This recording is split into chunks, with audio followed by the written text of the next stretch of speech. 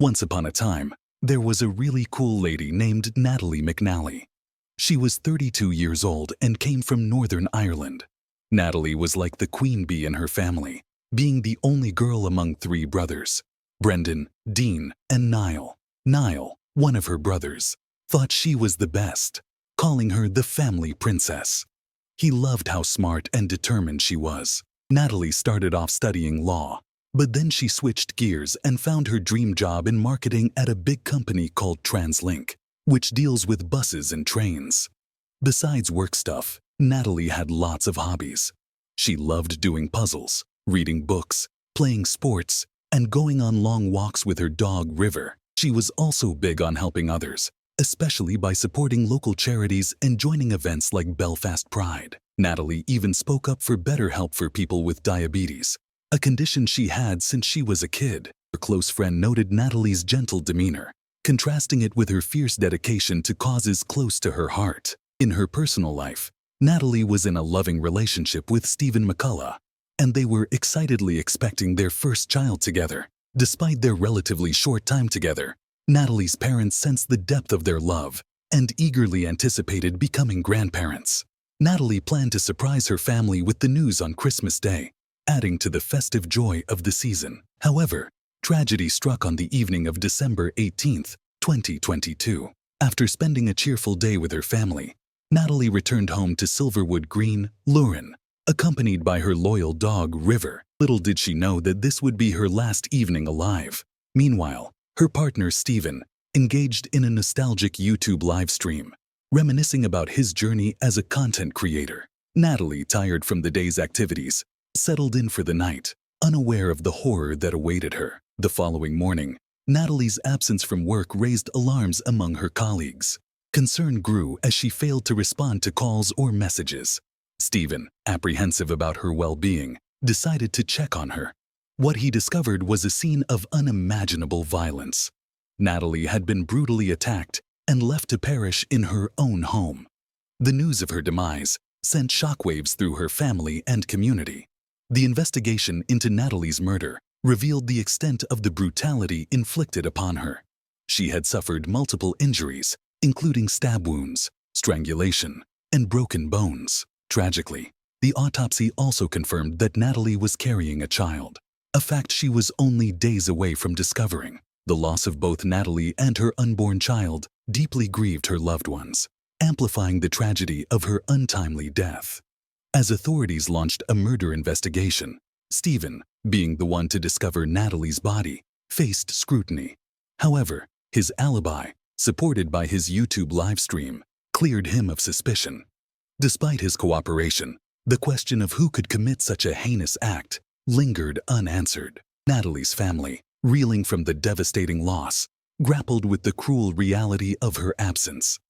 Amidst the turmoil, even Natalie's cherished dog River fell victim to the chaos, narrowly escaping a tragic fate on the night of Natalie's murder. The community mourned the loss of Natalie, a vibrant soul whose life was tragically cut short. As investigators continued their search for answers, the memory of Natalie McNally remained a poignant reminder of the fragility of life and the enduring quest for justice. 3.5. And her killer had just walked in without knocking. This would be a very strange and risky thing for a chance intruder to do, due to the brutality of the scene. Her killer would almost certainly have had blood on them and would have had to wash off or dispose of the clothing and shoes. So maybe there had been something dumped somewhere. Officers started combing through the area around the Silverwood Golf Club, which backed onto Kiln Road directly behind Natalie's home. Following Stephen's arrest and release, a second unnamed man in his 40s was also arrested, but was quickly released on bail pending further inquiries. Vigils were being held in the quiet cul-de-sac where she lived, and huge rallies with her family and Stephen in attendance were held. More than 1,000 people attended a rally in Lurin Park, and Natalie's case was spreading through the media. Her favorite team, Everton Football Club, even displayed a tribute to her during their matches, and a personalized stone was laid in their new grounds. Something her family said would have meant everything to her, because she could now always be in one of her favorite places. On Christmas Day, Natalie's family had a wake, and a day later, her funeral was held. In her coffin, her family placed photos of Natalie and her pets, and the bib she had just bought for baby Dean. Stephen asked to have 20 minutes alone with her to say his goodbyes privately. While there is no easy time for people to say goodbye to someone, to have just lost Natalie and Dean in such an awful way, around a time of year like Christmas, created even more of a dark cloud. As Christmas came and went, Bernadette said her daughter's presents just sat under the tree. They couldn't bear to move them or put anything away. They were just frozen in time in a nightmare. The investigation was becoming extensive. Hundreds of house-to-house inquiries had already happened, and over 4,000 hours of CCTV footage were being gone through. Several cars had been seized, and officers were stopping people asking for their dashcam footage. Crime Stoppers had also offered a reward of up to £20,000. It soon rolled over into the new year, and on the 5th of January, the PS and said they had some tapes that they wanted to release to the public. Tapes which showed who they strongly believed was Natalie's killer. 3,000 hours of CCTV footage had been gathered, but the public's attention is still drawn to one clip showing the suspect entering and leaving Silverwood Green where Natalie lived on the night she died. In the footage, a man could be seen entering Natalie's street at 8:52 p.m. on the night she was killed. Then, at 9:30 p.m., a little over half an hour later, he was spotted coming back out and walking the same way he came in. He was wearing white shoes and a hat and carrying a rucksack. More CCTV from another camera, which they did not release to the public, showed the same figure walking straight up to Nat's house. They felt the way in which he walked up to her home showed he clearly knew the area, knew Natalie, and was there for one thing. It was a targeted and planned attack. The calmness with the way the man had walked back down the street was deeply unnerving. You know, right coming forward. And would you want it on your conscience if this person killed someone else, if he could kill an innocent wee girl like he could do it again? And if you don't give this person up, he could be the next person he kills. You know that'll be in your conscience for the rest of your life, knowing you could have prevented this. Authorities had also located what they believed to be the murder weapon, a knife that had come from inside Natalie's house, not something the killer had brought with them. Marigold BL print was found in blood inside her house too. It was now 6 weeks since Natalie had been killed, and authorities just didn't have anything concrete. The name that Stephen had given them had gone nowhere, and there were no more tips coming in about the CCTV. There was no evidence to suggest that this ex-boyfriend, the person who Stephen had accused, was in Luran at the time of her murder, and that that person was with someone else at the time. A total of 3 arrests had now been made, but no charges filed. There was now a fear that so much time had passed. Her killer could long have fled Northern Ireland and gone elsewhere. And if that was the case, they were looking at an almost impossible task. Instead of continuing to move the searches for clues further afield, they decided to focus back in and closer to home, detectives said. So much of it was down to waiting for forensics to come back and going through people's devices with a fine-tooth comb. One detective said, "A good percentage of our investigations were able to resolve in a relatively short period of time, often within 7 or 8 days. I can't go into specific details about why this investigation is so difficult, but it is a complex investigation. Something about a certain person's devices had rung an alarm bell. Stephen McCullough, Natalie's partner, his behavior in general since Natalie had been killed was odd to say the least. After his release, he had not once asked the detectives for an update on her case, not once chased them for any information, and quite frankly had shown zero interest in getting anything solved. Hello YouTube viewers and random Doctor Who fans. Yes, the time is finally upon us. After years of B&M Frankenstein and mashup figure sets, Character Options have at long last released something new. The regeneration set from The Power of the Doctor. It brings us an updated 13th Doctor figure, wearing an outfit she technically wore for all of 2 minutes of screen time. But hey, new is new. Plus, he had also refused to give detectives the full details about Natalie's house when he got there, what he saw, and what happened before he called for help. Natalie's family didn't really know Stephen and had only met him a handful of times. But after Natalie died, They described him as ingratiating himself within them. Suddenly, he was around all the time. They had his devices seized, and his computer was now highlighted as something that would blow the case wide open. His alibi for that night was, of course, the live stream. And during the 6 hours he was online, he had been playing Grand Theft Auto Vice City. Police force that we have lost over the last 12 years is just frightening, and no wonder crime is on their eyes. That's why sticking to just doing crimes in a video game keeps things simple, mate. His stream was also called Violent Night Christmas Live Gaming Stream, wearing a Christmas hat and drinking.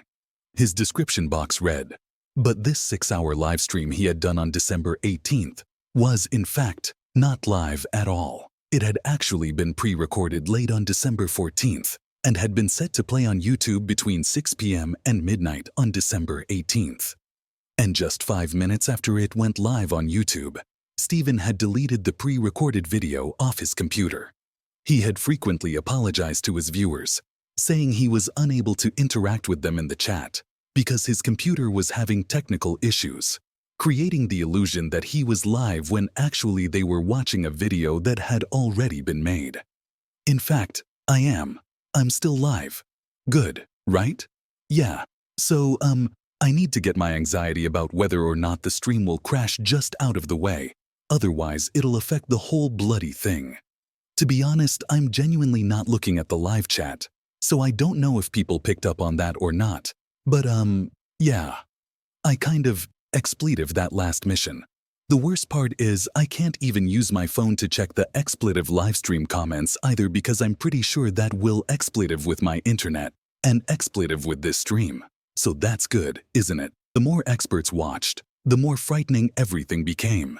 And the more obvious it was that the length he had gone to falsify his alibi was chilling. That's physics. That's what would happen in the real world, absolutely. Absolutely, Natalie. During a break in the video at around 9:15 p.m., instead of the title card that said, "Live stream back soon," as it had in the previous breaks, the screen was replaced momentarily with a photo of the James Bond film, No Time to Die. This would have been the time that Natalie was being killed, and the same time that neighbors had heard the scream. They had worked back through the CCTV as well, and now had more than enough evidence to prove. The evidence pointed overwhelmingly towards Steven as the person captured on the footage near Natalie's street. Although this information wasn't made public, the cameras provided a detailed account of his movements. Prior to appearing on her street, he was spotted at a bus stop on Kingsway, Dunmurry.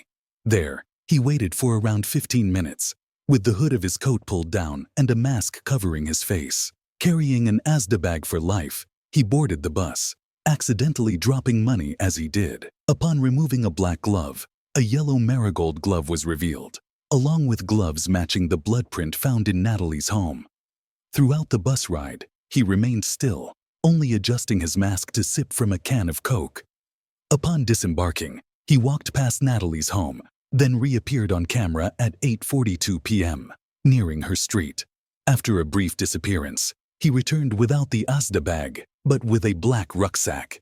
The contents of the bag remain unknown. Later, he was seen walking into Lurin Town Center, where he hailed a taxi ordered through an app. Despite the initial booking, he directed the driver to a different address, claiming a family emergency. The taxi dropped him off, purportedly at his home. At 11:13 p.m., subsequent events unfolded with Steven's arrest and subsequent denial of bail.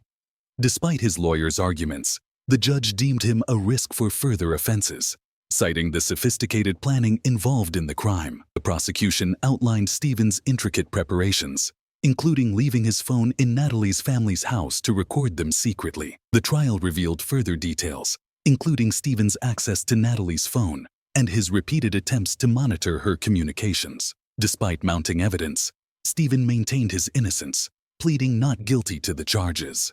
Natalie's family and friends attended the court proceedings, seeking justice for her tragic death. The trial, scheduled for September, promised to be complex, with requests for it to be held in Belfast, due to its heavy reliance on CCTV and technology evidence. Meanwhile, Natalie's family continued their advocacy work, raising awareness about violence against women and girls.